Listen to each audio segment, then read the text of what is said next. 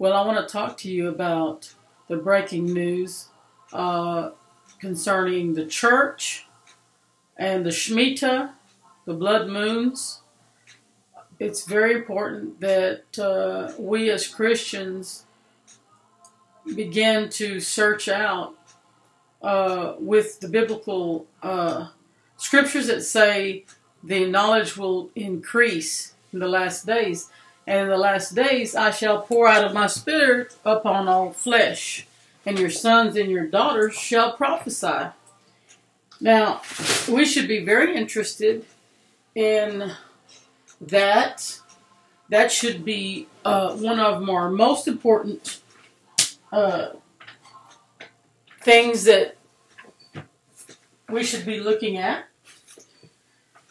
The Shemitah year 2015 and the blood moons, which is the last tetrad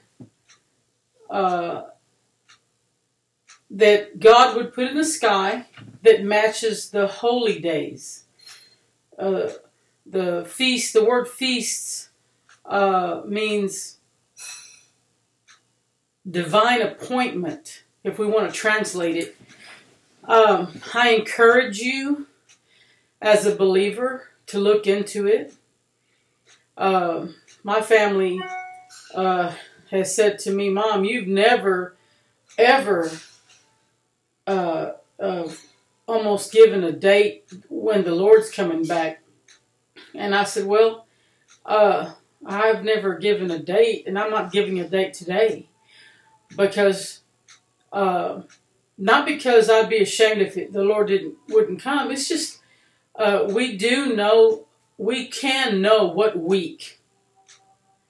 The translation of Yom Teruah, which is what Jesus said to the disciples, you can study it out and look for it yourself. I encourage people.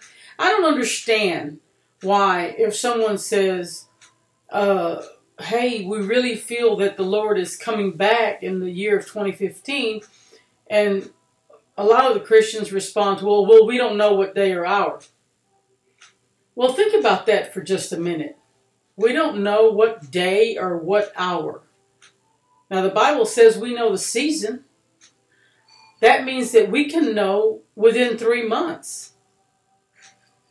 But if we study it out, we learn that Jesus, when he said Yom Teruah, if you were a Jew back then, you would know that Yom Teruah means Feast of Trumpets. And the Feast of Trumpets, when they would watch for the new moon, they never knew when the new moon would arise, but they did know within that week, that sometime during that week, that it would show up. When is it going to show up? We just don't know the day or the hour, meaning within the 48 hours or maybe the 2 or 3 days. But how exciting is that if we narrow it down to the 2 or 3 days? Now, how we narrowed it down? With many of us believers that strongly believe, because we're not the kind that are just publishing a book to make $1. We're not trying to make any money off of knowing the day, knowing the week that the Lord is coming back. Let's start with the tetrad, which is a billboard in heaven from God, a signal. The signal that God is saying, hey, look up. Now, why do you think there's not going to be any more tetrads that matches the Jewish feast days? Remember, the word feast means appointment. God's itinerary. He has an appointment that he's going to fulfill the appointment. If there's no more blood moons in the sky, no more tetrads after this one that matches the feast days, then that is saying that God doesn't need to signal us anymore. Why? Why wouldn't he need to signal us anymore? Because we're gone. That's why. God is not a dumb God. He's not a, if I put down in my calendar, remember to go to this birthday party on such and such date. Why would I put that again next month if the birthday party that's all the reminder I need? I don't need the same reminder again the next month if that birthday doesn't exist in that month. Well, that's kind of like God giving us the tetrad. He's saying, hey, look at this. Get ready and watch and see and study out.